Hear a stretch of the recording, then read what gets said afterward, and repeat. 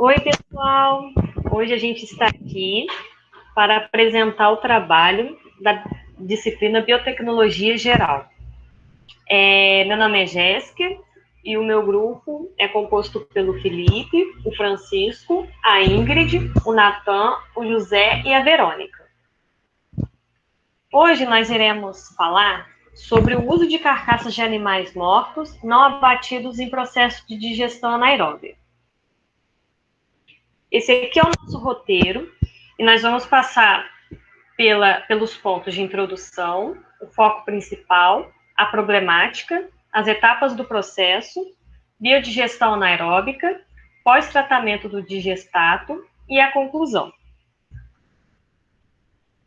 Bom, com o desenvolvimento da agropecuária, os produtores, para ter uma maior produtividade, visando a redução de custos e um maior controle sanitário, eles adotaram medidas de sistemas com a concentração de animais em pequenas áreas territoriais. E em toda atividade de produção animal, existe a mortalidade rotineira, uma porcentagem de animais morrem a cada dia.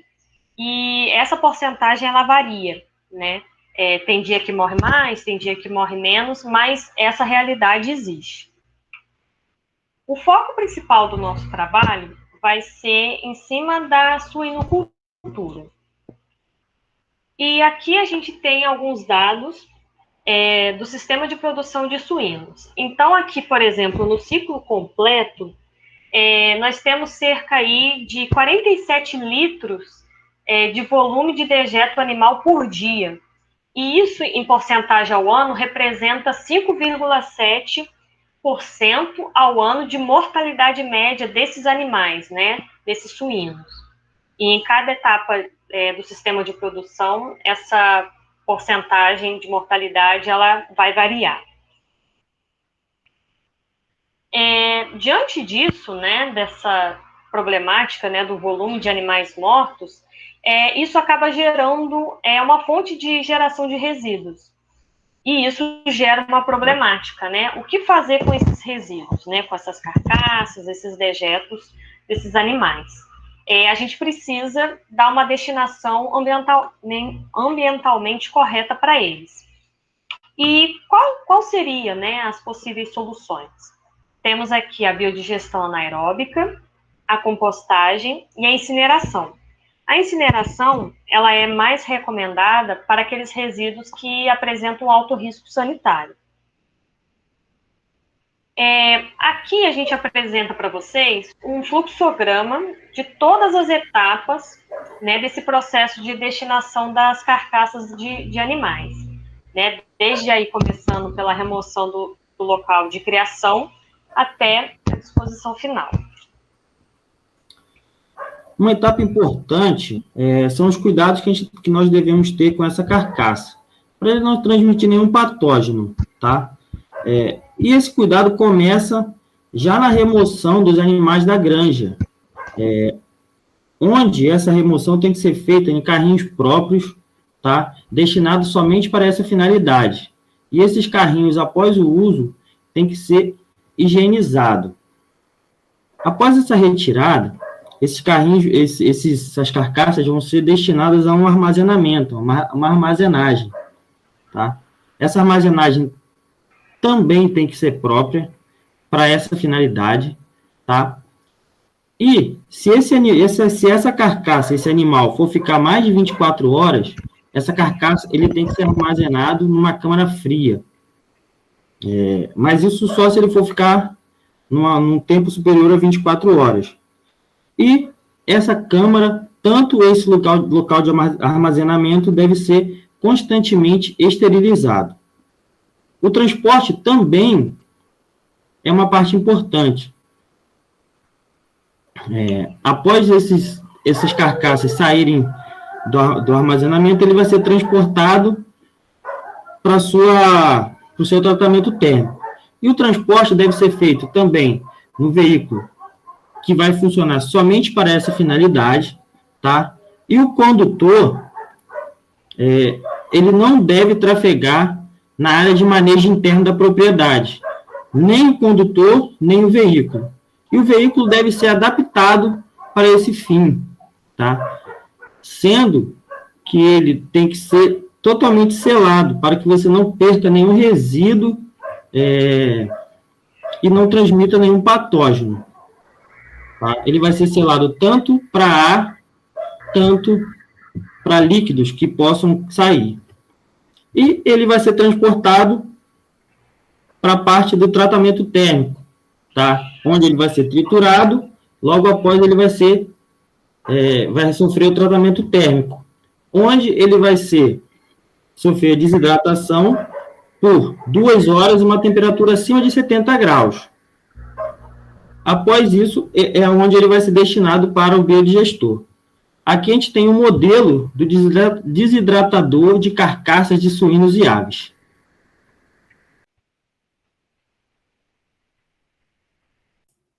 Agora a gente vai falar um pouco da biodigestão em si. Como já foi falado anteriormente, a digestão anaeróbica ela pode ser uma solução interessante para esse problema, mas por que disso, né? Dentre as vantagens para a utilização dessa tecnologia, a gente pode citar o baixo consumo de energia e menos custo operacional em relação ao processo aeróbio, a baixa demanda diária, a tolerância a elevadas cargas orgânicas, a aplicabilidade em pequena e grande escala, mas principalmente a digestão anaeróbica ela possibilita transformar passivos ambientais, como no caso desse estudo, em ativos energéticos. Como é que isso vai acontecer? Na digestão anaeróbica, a gente pode usar resíduos orgânicos contidos em diversos substratos. Volta um slide, por favor. Contidos em diversos substratos. Esses resíduos eles podem ser resíduos domésticos, resíduos agropecuários, resíduos industriais, vai ser basicamente matéria orgânica. A matéria orgânica, quando decomposta na ausência de oxigênio, vai originar uma mistura gasosa chamada biogás. E entre os usos finais do biogás, a gente pode citar a utilização para geração de energia elétrica, energia térmica, combustível veicular. E vale dizer que para a geração de combustível veicular vai ser necessário refinar o biogás em biometano a partir de um sistema de tratamento. A digestão anaeróbica ela também é bastante comum na natureza e ela acontece, por exemplo, em pântanos e fundos de lagos, onde vão existir condições ideais para que esse processo possa acontecer, que é a matéria orgânica para ser decomposta, né, e a ausência de oxigênio. Mas é muito importante dizer que a digestão anaeróbica ela é um processo metabólico complexo, então vai exigir condições estritamente anaeróbias e vai depender da atividade conjunta de uma associação de micro-organismos para transformar o material orgânico contido no substrato em CO2 e CH4, que são os principais componentes do biogás. Pode passar, por favor. Agora, começando a explicar de fato como acontece a digestão anaeróbica. Em resumo, são 4 etapas envolvidas, que são a hidrólise, a acidogênese, a cetogênese e a metanogênese. A primeira fase da digestão anaeróbica é a hidrólise. Ela vai ser responsável pela conversão de materiais particulados complexos em materiais orgânicos simples, que são os açúcares, aminoácidos e ácidos graxos. Nessa etapa vão ser degradados desde materiais orgânicos insolúveis até compostos de alta massa molecular em substâncias orgânicas solúveis, através da ação de enzimas extracelulares excretadas pelas bactérias hidrolíticas. Quando a massa orgânica presente for complexa e difícil de degradar, a hidrólise vai ter muita importância na velocidade global de degradação. Por isso, essa etapa ela vai ser considerada limitante da reação. A segunda fase da digestão anaeróbica é a acidogênese. Nessa etapa, os componentes que são formados durante a hidrólise vão ser transformados em compostos orgânicos solúveis, que são chamados também de compostos orgânicos intermediários, como, por exemplo, ácidos orgânicos voláteis, tipo o ácido acético, o propiônico e o butírico. Já na terceira etapa da digestão anaeróbica, a gente tem a cetogênese. ela vai ser conduzida por um grupo de bactérias que vão utilizar os compostos orgânicos intermediários e transformar principalmente em acetato, CO2 e H2. E na última etapa, a gente tem a metanogênese. Essa etapa ela é considerada a etapa mais importante e a mais sensível, que é onde o metano é formado, o CH4 é formado. Ele é formado principalmente a partir do acetato, do CO2 e do H2. Pode passar, por favor. No nosso estudo, foram analisados dois diferentes tipos de biodigestores. O biodigestor de lagoa coberta, também conhecido como canadense, e o biodigestor de agitação, que também é conhecido como CSTR. Ambos diferem-se entre si, principalmente pelo custo, tanto de implementação como de manutenção, e pela capacidade da produção de biogás.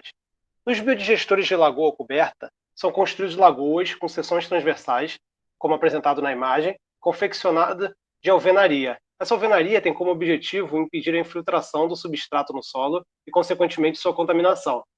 Essa estrutura irá comportar o material biológico proveniente da suinocultura, tanto a carcaça animal quanto os rejeitos, já pré-tratados, e nela irá ocorrer toda a fermentação aeróbica, anaeróbica, onde o biogás será gerado. O biogás produzido é então retido na lona de PVC, que encobre toda essa estrutura e posteriormente será utilizado para a produção de energia ou até mesmo de gás de cozinha.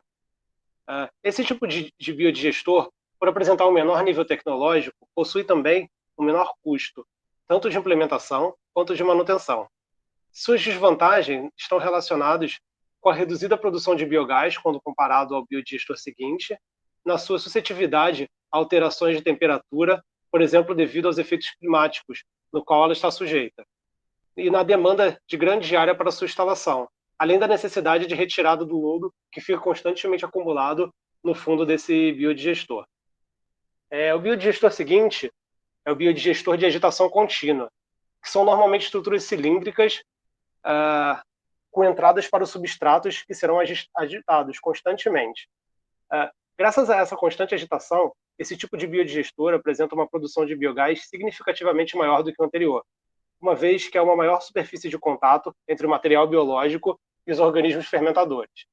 A vantagem desse tipo de estrutura é que ela permite a entrada de mais de um substrato, como no exemplo que nós estamos analisando, onde os substratos seriam a carcaça mais os rejeitos dos animais. Além de aceitar materiais mais particulados, como materiais em suspensão, por exemplo. Inicialmente, o biodigestor é carregado com substrato orgânico, e em seguida é adicionado material fresco e misturado. A partir dessa agitação, ocorre a formação de colônias de micro-organismos que irão atuar sobre a matéria orgânica.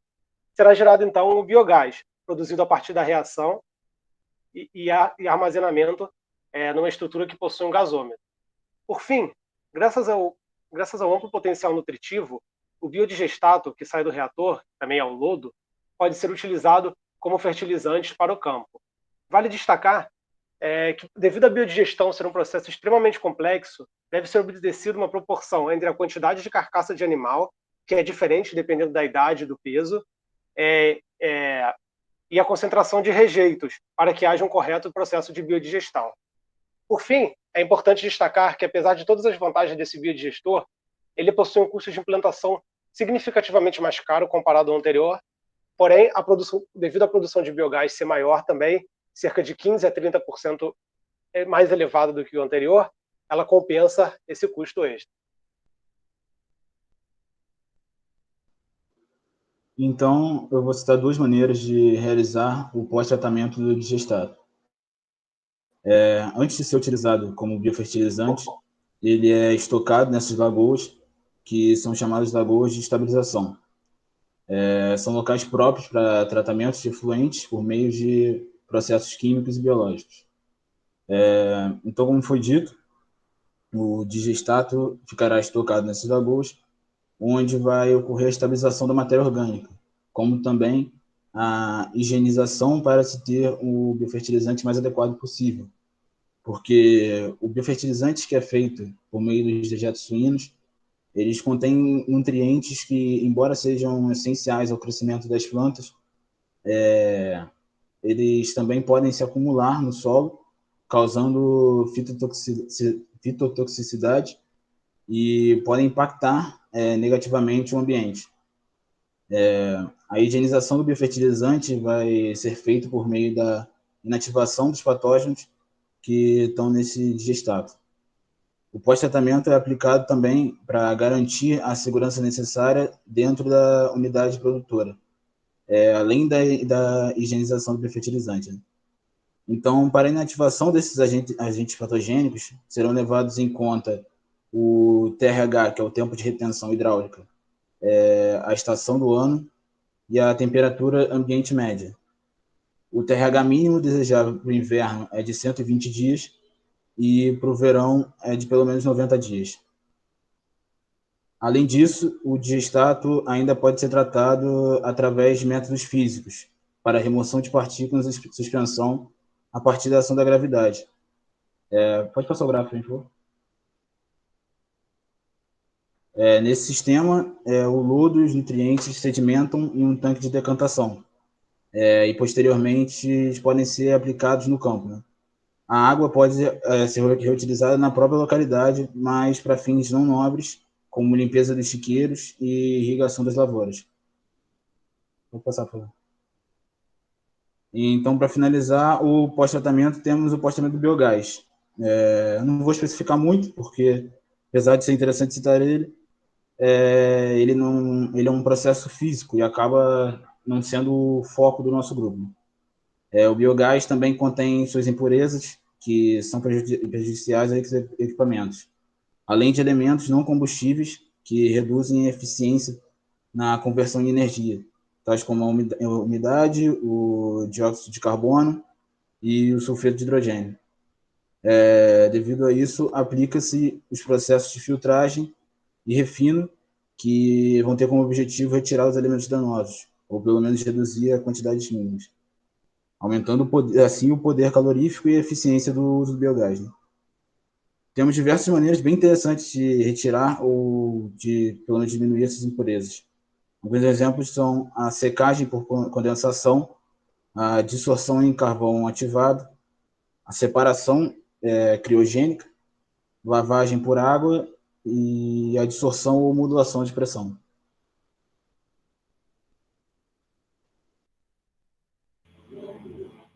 Com isso, conclui-se, então, que com o crescimento da agropecuária, especificamente nas criações de aves e suínos, gerou o desafio de tratar os resíduos produzidos dessa atividade. O processo de gestão anaeróbica pode ser um método sustentável para o manejo de carcaças de exércitos suínos em granjas, convertendo-os em biogás e fertilizantes orgânicos, gerando benefícios ambientais e socioeconômicos. Essas são as nossas referências. E obrigado por assistir.